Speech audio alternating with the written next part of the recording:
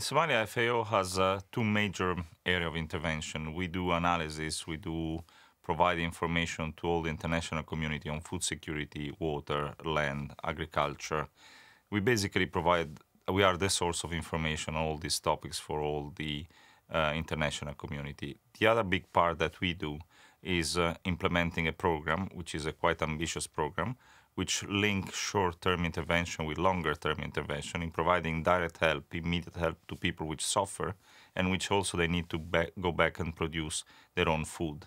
If you put $1 in seeds, it's very likely that it's going to create food for $10.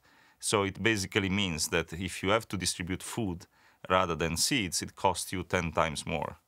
In the agricultural sector, we've been probably reaching slightly less than 1 million people, approximately 130,000 households. In the livestock sector, a similar amount, while we've been much less in the fishery sector because there are many less people that lives in the fishery sector. And our system of intervening is very specific to livelihoods. So for each one of them, we have different measures to intervene.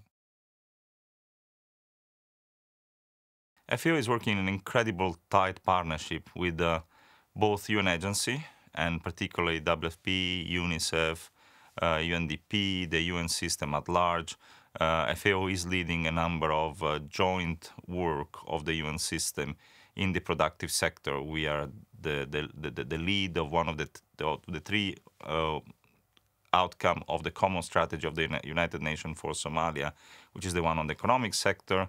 We're the cluster chair for agriculture and livelihood. We basically help a lot of coordination there, but we also work a lot with NGOs, and we work not only with the big international NGOs, which are our traditional partners, but we really find particularly important to work with the little, small, tiny national NGOs, which can play an incredible role in becoming peace brokers, becoming facilitator of community dialogue with a lot of technical knowledge. FAO is the only one agency which is remaining in the UN system, unfortunately, to have full access also to the south. However, even in such a case, the Shabab have banned part of the organization to access that area, which is namely all the part of the organization which deal with information, so FSNAU and the people related to FSNAU. This is a big damage, and it's really a pity that is happening, because we feel that this information has no political bias, has no political interest.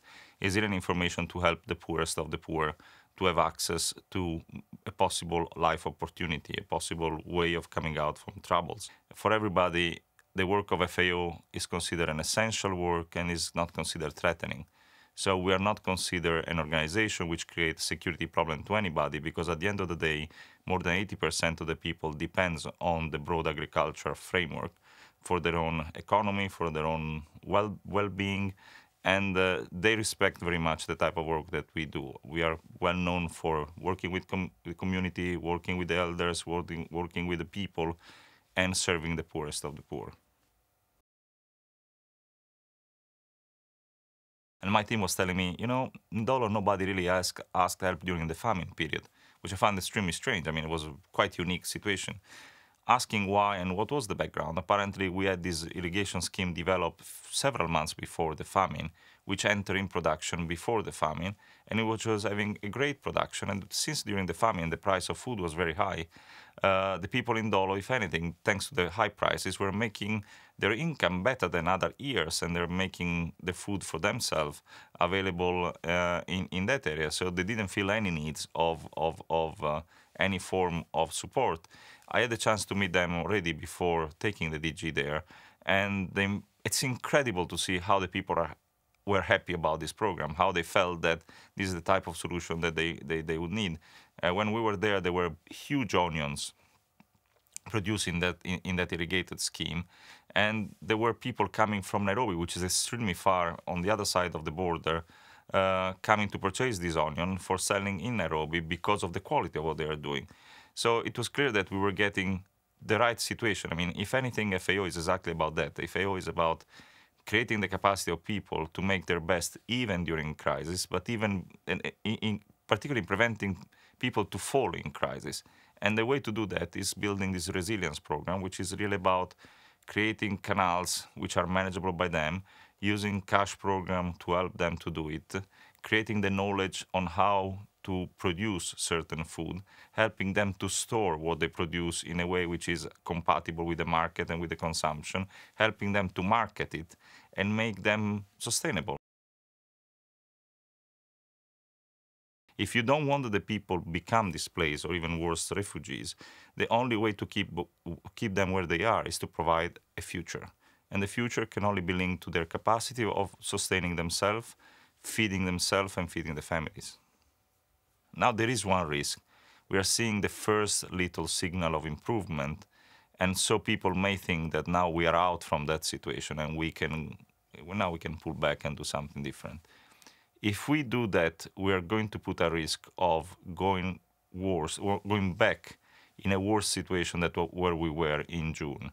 We are still in an extremely dangerous situation. We're talking about still having 4 million people basically in humanitarian emergency, in extreme need. And that's where I'm saying that we're not yet having addressed the causes of that famine. So we're keeping the people in a situation in which they're starting to get out from the immediate risk of dying, but they're still in a very extreme deteriorated situation, which would request immediate intervention anyway.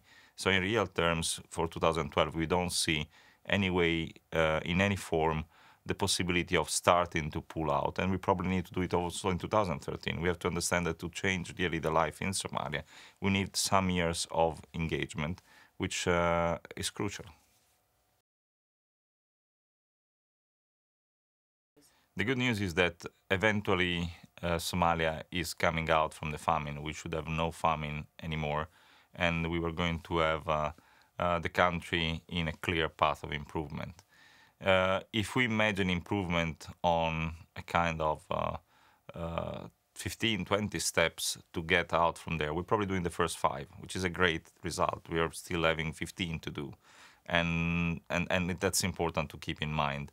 When we're saying we see improvement, we're seeing effectively good improvement, and most of that is really due to the good response that we have put in place as international community. So that's a good news, and I think it's an incredibly good news. The other piece of good news is that we are seeing coming also a very good harvest if the military action will not prevent the people to collect their own food. But if everything goes well, we're going to have an incredible good harvest, much more area cultivated thanks to our intervention, much more food produced thanks to the seed that were distributed. So we're going to see a real impact. And that's again is good news. What is important to remember is that we shouldn't look just at the good news, unfortunately. It's also to keep in the back of our mind that these are just good news for the time being. But if we don't continue to intervene and support people to get out from the situation, we will have a major bounce back and a major sufferance in the coming months, because people will go back to the famine very easily if there is not a sustained, supported response and predictable in time that will help people to come out and to stay out. And that's what is going to be.